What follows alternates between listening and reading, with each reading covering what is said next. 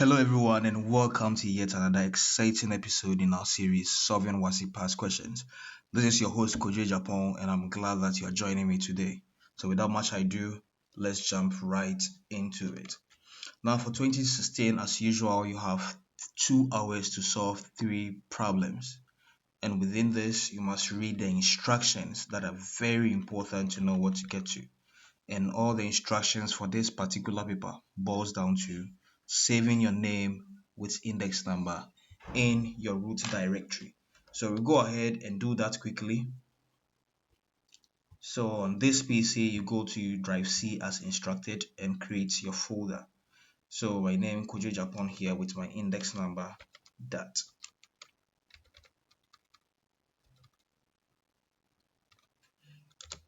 Alright, so within this folder, we come and save our problems or our solutions in here. So that is that. So let's jump back into the problem and see what we have for today.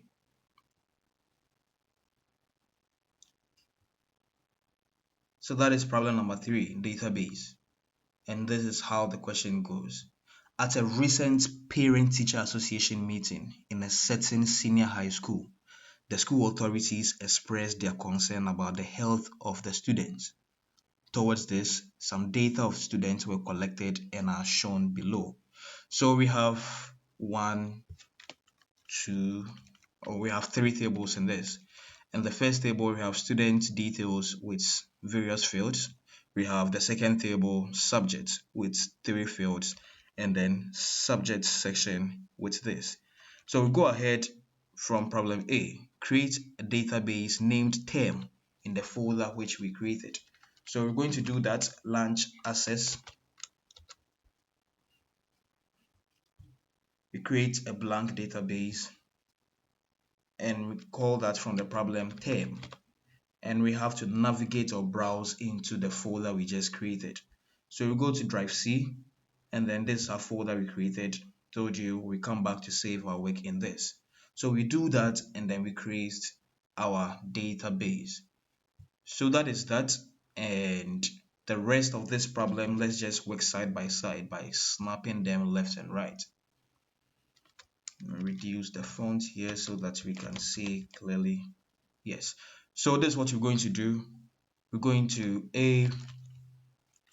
create the database, which we've already done. So we jump to B, create the tables in student details, subject and subject selection, and populate the data as shown below. All right, so we're going to create these 3 tables. So table 1, we assume that for student detail, we start creating these fields. Now I'm going to pause in between populating our data table so that you follow, you do the same, and then we can continue solving this. But before you go, it is important that when populating databases, you select the correct data types for these fields. So the first one, index underscore number. Now looking at this table, this doesn't look like we can use auto, we should use auto number. These are kind of pieces of text. Sorry for that. These are just pieces of text in here where we can just enter them manually. Now the student table, look at that, it's are just names, so we use short text for that.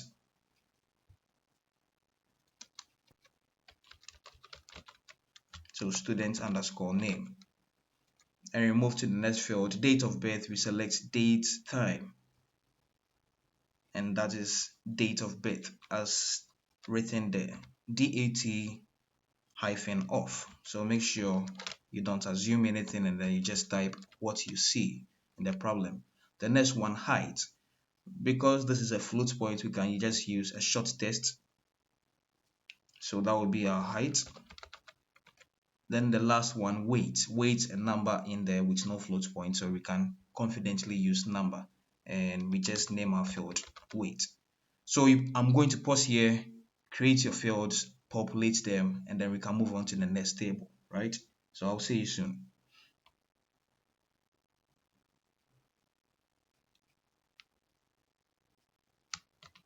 All right, welcome back. So guys, I hope you have populated your table and then you have something similar to that. So we'll go ahead and save our table here at student detail.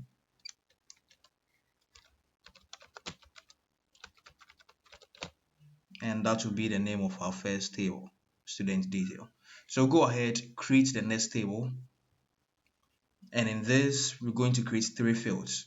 The first one with subject code, which will have a data type of text. Subject name, you use short text too. So this is student name, short text, and then term. This looks like numbers, so we choose numbers here. So I'm going to pause here, and then you guys enter your data. Let's populate our table, and then we continue as soon as we can. Right, so welcome back guys, and then I hope you've populated your second table, and then we go ahead and save it as instructed in the problem. So here we are supposed to save the second as subject. So here we go, we save that as subject with the appropriate data types and everything's done. Now we go ahead, create the last table, which is our subject selection. So create subject selection. So we go ahead and looking at this, here, because we have leading zeros here, when you choose data type of numbers, it will ignore this and then you have one. So we can use short text for this data type for the first field here. And then we go to the next field, subject code. We can use short text 2 as the data type, and index number to be used the same. So short text throughout this table. So go ahead and populate yours, and let's continue with this. Alright, so that is it about populating our third table. So we go ahead and save our table. So we save this as subject selection.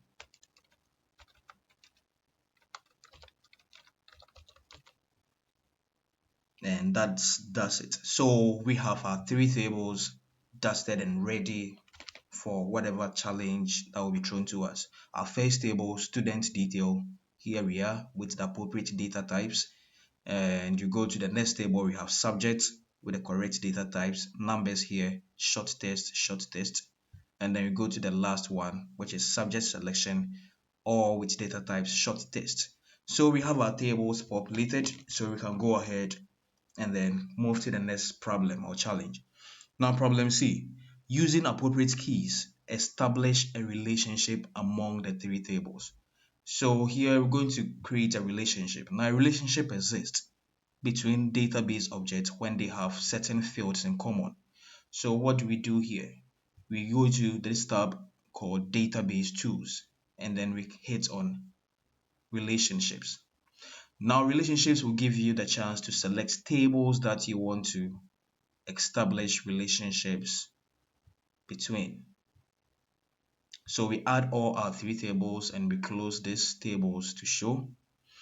And looking at our tables, we realize that in the last table, subject selection, you have both subject code, index number, which are the primary keys in these tables. So you have index number here. You see that it is common here. You see the same thing here. When you go to the table subject, you see subject code in there. When you come to subject selection table, you see in there, that is the common field which these two or these three tables have in common. So we're going to establish relationship using that. Now, when we come to the first table, student detail, index number here corresponds to index number in here. So we just click, draw, and then drag it, click and drag on the same field, make sure they match. And here it is important that we enforce referential integrity, usually in your database, just to prevent, to ensure data is valid. And when we delete one record or a file or a field in one table, it should correspond to any other table that that particular field is present in. So it is important we do that. Make sure this field in the student detail matches with the same field in the subject selection table. So we go ahead and create that. Now, before we do this, you see we have an error here because it is opened, that is a process. So what we do is we can go ahead and close these tables before we start with creating their relationships. Very important. So these errors will come up, but do not panic. Just read the error and then do what is needed to resolve that. So let's try again. We've closed the tables. Let's establish relationships. So yes, this matches enforce referential integrity. Good. And enforcing referential integrity is not really compulsory to do here, but to ensure that you are just doing the right thing, go ahead. Now we go to the next table, subject. The common field here is the subject code. So we click and drop it on the same field, but in the subject selection table. Do that, make sure they are the same. Yes, they match. And now this is a relationship that we've established. We can go ahead, save this relationship, and that is it for problem number C. Yes, so we have done that, established relationship between these three tables, and this is what you see.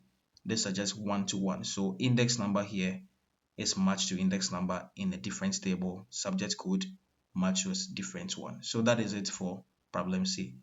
So yes, we want to do that, and we did. That is done. The last part, calculate the body mass index, that is BMI, for each student, showing all the fields in student detail table. And we save our query as query BMI, QRY BMI. And this is the formula for calculating for BMI. So we have BMI will be equal to weight divided by weight times weight. So that means the point of this problem is to actually create a query where we have the student detail table showing another field which we will name as body mass index, BMI. And then in that, it should be able to take the values for weight in here. That is here, for example, in a table, student detail table, we can take the weight here and then divide by height times height. So for example, in the first record, we'll get BMI in here in our query to be 60, all divided by 1.6 times 1.6. I hope that makes sense. So go ahead.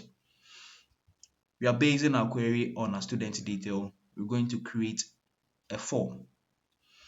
So a query, sorry. So we create a query, and we're going to base our query on our on our student detail table. So we add that, and we can do away with this. Now from our problem, we are supposed to show all the fields in the student detail table. So that's what you're going to do. Show everything. So index number, student name, date of birth, all that, all those fields. And then we'll create an additional column, name it QRI BMI. So let's go ahead and do that in full screen. Now I'd like to use SQL for this. So we'll go back, change the view in here. So we're going to change view to SQL view. Okay. So because we're going to use student detail a lot in referring to all the fields that will be involving here, I like to go the short way, just copy and paste. So let's begin. So we're going to select the fields from the student detail table. So student detail dot, now enforcing the name of the first field, we have index number. So index underscore NO. That is the first field in this table. So let me just go back so that we can refer from the names of the field. All right, so the next thing, we go to the next field. So student detail table, fetch me the field that we call student name. So student name.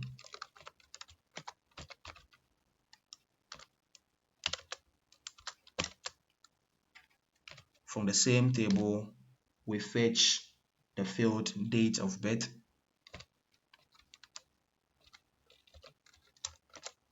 Underscore birth.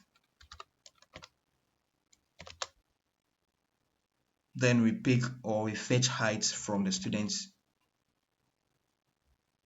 detail table. So student.height, and we go to the last one, student detail dot weight. So these are all the fields in our first table, student detail, right? So now when that is done, the next part is for us to calculate the BMI. That is, we're going to create another field and then give it a name. So that's the point where we are. So the BMI part, we have to use the formula as given in the problem, weight divided by height times height. So let's go ahead and just do that. So one, we have to call on weight, which is the last field in our table, and we have to divide weight by height times height, right? So we have height 1 and asterisk to be multiplication, multiply that by height. All right, now just as we do in math, we should put all this in brackets so that we know that yes, this whole operation involves everyone and everything under our table. So that is it. Now this looks clean, and then we can group or put all of this in a bracket to ensure that yes, this operation, everything falls in here. So this is what we have here, but we have to give our field a name. So this formula here, this small formula here, weight divided by height times height, we're going to call it as BMI, right? Body mass index, not MIB, BMI. So that is basically all that we needed. And then we are fetching this, the last part of our SQL statement, we are fetching it from a student detail table, and your semicolon at the end means the end of your SQL. So hopefully this will work out, and then we'll get a new field in our student detail table called BMI, where it will calculate weight divided by height times height. All right, so let's run this query and see what you have. And voila, we have something interesting here. So that is basically that, and we've seen that a new field has been created in our query, and we are seeing some pound symbols here. It only means that the figures, they are not fitting into the row. So double click on this to resize the cell, and then, or the field, and then we can see the numbers clearly. So when you take a calculator, you see that weight, that is 60 divided by 1.6 times 1.6 will give us actually 23.4375. So let me call on our calculator just to see that our calculation is correct. So for example, the first record, we have weight 60 from our formula divided by, now we put that into brackets, the height there, it was height times height, so 1.6 multiplied by 1.6, and let's see what that evaluates to. So you see that from the formula, the weight 60 divided by 1.6 by 1.6 gives us 23.4375, and that has been applied to all of our records. So we are good to go. This looks good, and our formula proves to be correct. And what should we do to this part? We are to save this as query, that is QRY BMI, query of body mass index. So we save this query QRY BMI, and that looks good, and that is everything about our problem, and then to get our 15 marks. So we go ahead, save this, and we can see that everything looks good to go from here. We've answered every problem here in our challenge. Now, the most important part, the last part of this, as I always say, make sure that you verify your work. So we go ahead, navigate into our drive C, make sure that our work is in there. So this is the folder we created, and this is our work here. We open this and then see that yes, indeed, we have our work in here, and everything looks good to go. Thank you guys for joining me. It has been a great session, and I've learned as much as I hope you guys are also practicing and being great out there. It's Kwadwo Agyapong. Thumbs up if you like this video. Comment, let me see if this video is really helping in your studies, and if anything that you might want me to address, I'm happy to do that. Share this with your friends, and as always, stay great out there. I'll see you in the next video, and bye for now.